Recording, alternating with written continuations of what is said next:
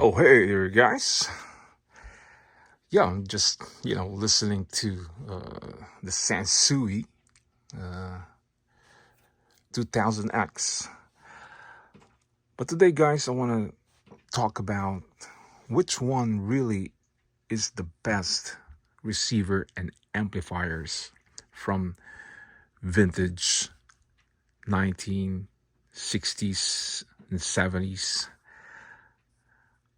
I just wanted to talk about what's really the best stereo receiver or amplifier, because a lot of people, guys, there's a controversial about, this receiver is better than the other receiver, and that receiver is better than that one and that one. To me, it's just, very confusing, because a lot of people, guys, are competing what they have with other people stereo collections. You've seen in YouTube, there's a lot of people are loading a lot of videos about their collections from vintage stereo receivers. So my theory or my belief, there's many good stereo receivers, there's many good stereo amplifiers that is out there from even the 40s, probably 50s, 60s and 70s. There's many good stereo receivers, amplifiers out there that it sounds amazing. But the collectors, guys, they're always talk about, their stereo receiver that they're showing to other people, which their videos, they are talking about the stereo receiver they have is awesome. It's amazing. It's top notch. It's luxury. It's high ends. A lot of people, guys, in YouTube, that I noticed that there's a lot of people are competing what they have in their house, in their entertainment room, or in their collection room. To me, there's many stereo receivers out there that it's good. It doesn't need to be Marantz. It doesn't need to be Sansui. But back in the 70s, of course, these are the high ends, and they are controversial when they talk about stereo receivers and amplifiers, which one is the best. A lot of people are talking about Marantz. It's one of the best. It's one of the high ends. And some people are talking about Sansui, and some people are talking about McIntosh. Some people are talking about Luxman. Some people are talking about Accuphase. Some people are talking about Lafayette. Some people are talking about Technics, JVC, Sony, Pioneer. There's many controversial about stereo receivers and amplifiers, and that is why people are going crazy, because they keep searching and they keep looking which one really is the best one and which one is really the one that they were looking for, because they want to have it in their house, the best stereo receiver or amplifier in their system, in their stereos setup in their house. Complicated. A lot of people are spending a lot of money with their stereo receivers collections, and I've seen it in YouTube that they spend thousands and thousands of money. And to me, guys, yeah, it's good to have a good stereo setup, but to me, I don't really need to spend thousands and thousands of money. Why is that? It's because these are temporary These are just for pleasure. These are just, entertainment. By the time you reach 80 years old, you would probably not be interested of your stereo setup there, even though they are thousands and thousands of money. And later on in life, you're gonna think, how do I get rid of this? How do I get my money back? I need the money because it's inflation. The economy is just not easy today. So that is one reason why I don't like to spend thousands and thousands of money. Even I have a lot of money, because I have collections and I'm happy what I have, and I'm not, complainer that I wanted to have a really good stereo setup in my place. As long as I have, one Marantz, one Sansui, and, maybe couple, maybe, but that's good. I don't have to spend thousands and thousands here, a couple of thousands there. I don't need that. I don't really do. I need that. I need cash flow. That's more important to me. But a lot of controversial guys about, stereos, which one is the best, which one is, the really, really good one. Because a lot of people in YouTube, I've seen it and I watch other people's collections, and they keep looking for something, they're looking for that really good stereo receiver, and they spend thousands of money, from vintage to modern ones to tubes, amplifier or preamps.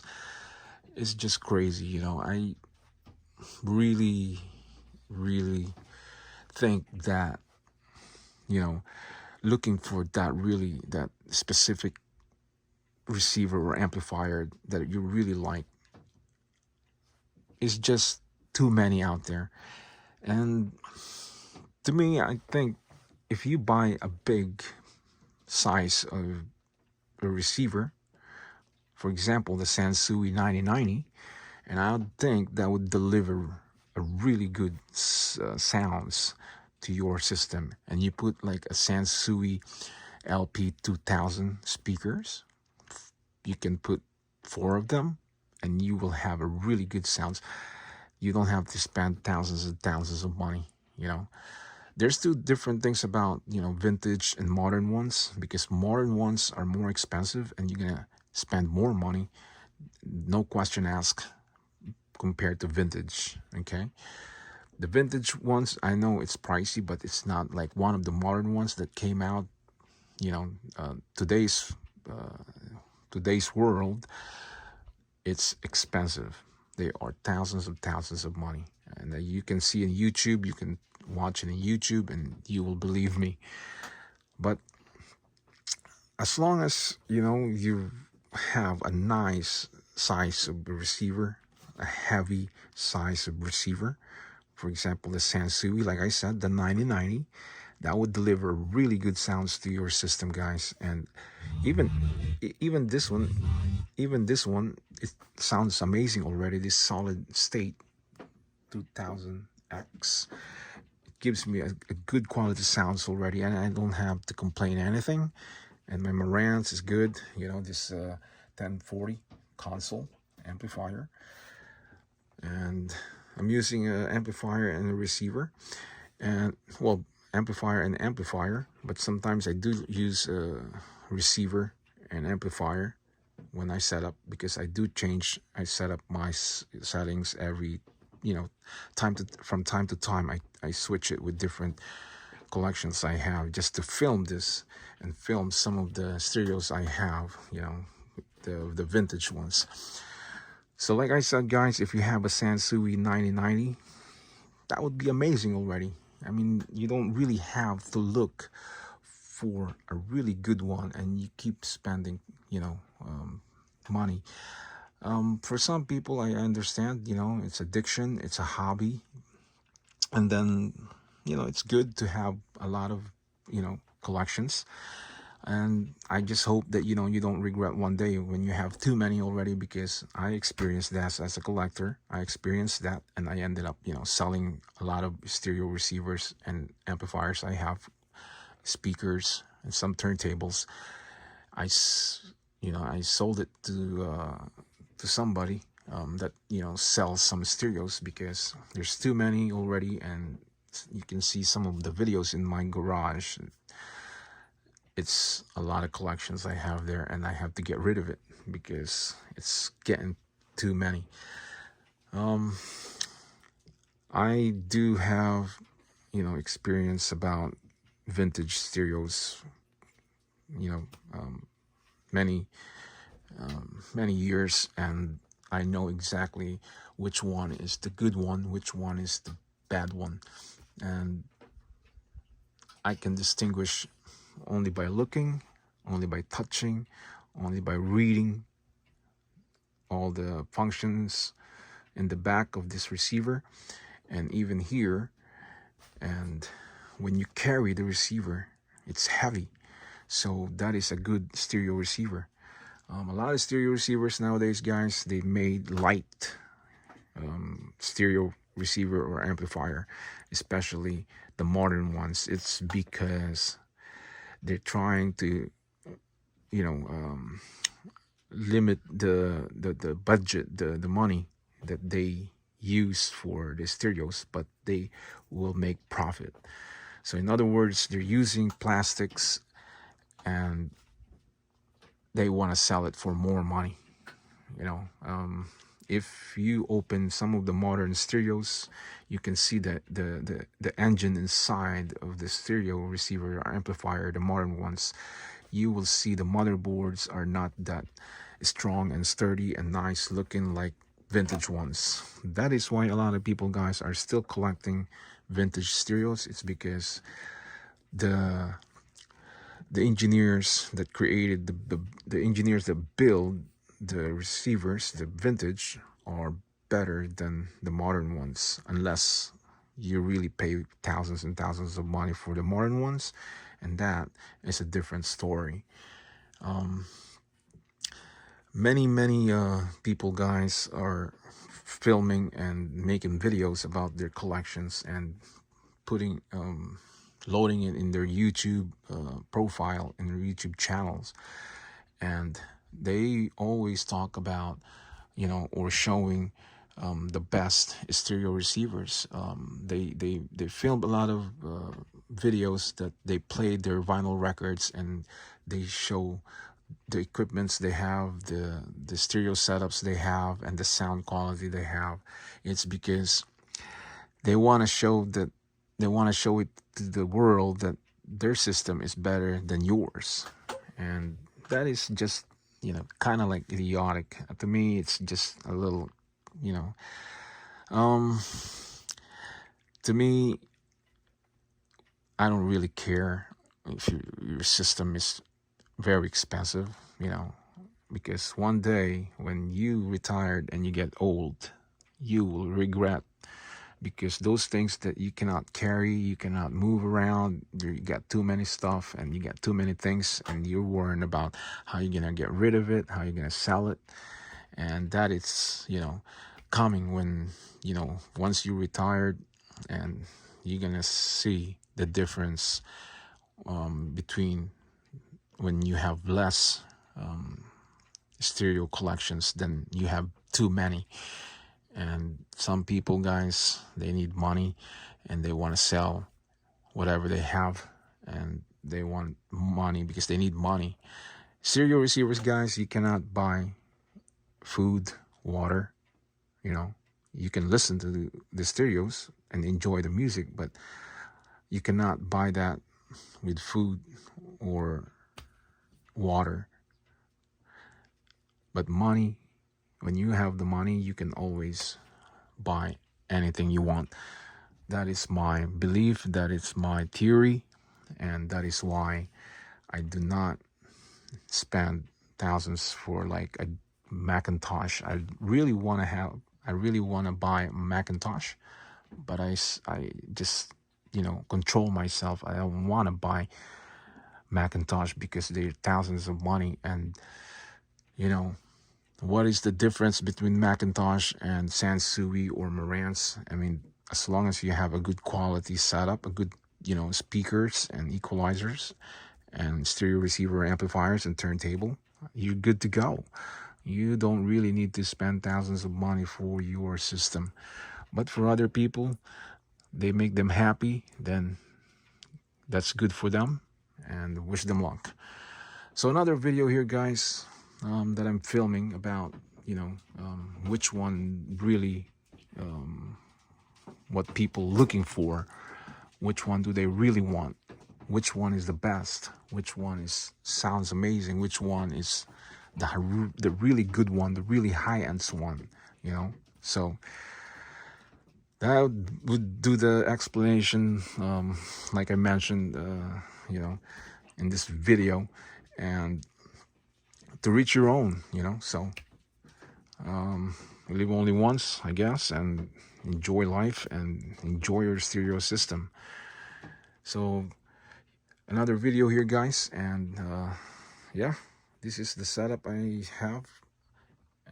Marantz and Sansui, and this one here, this one is realistic, but I just put the Marantz logo because I like the Marantz logo. But I do want to buy a Marantz turntable.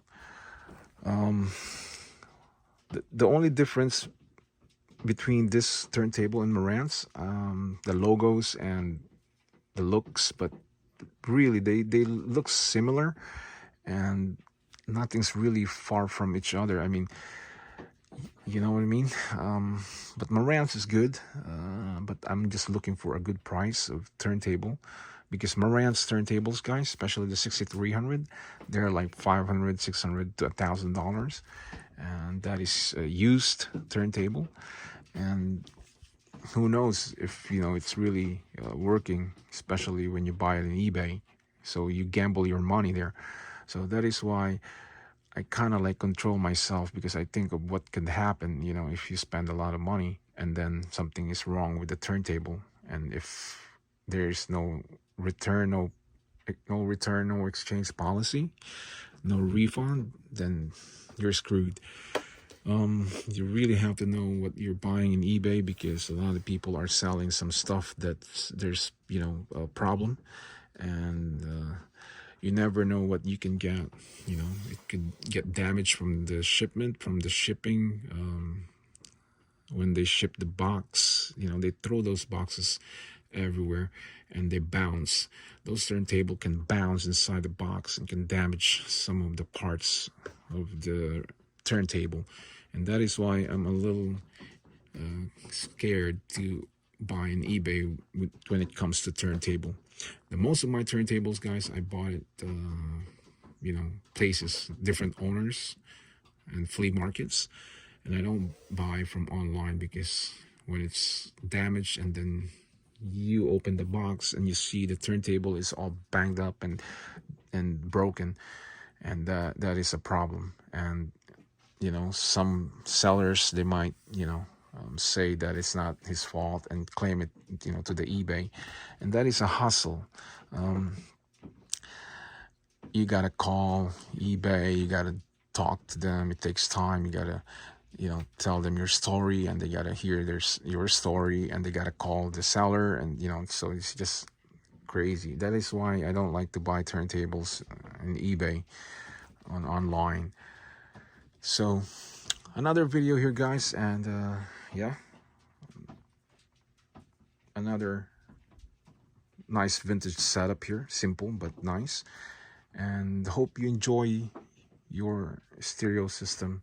And yeah, hit the subscribers and hit all, and you will get a notification every time I upload a new video, and it will go straight to your YouTube channel. So guys, for now I say bye bye.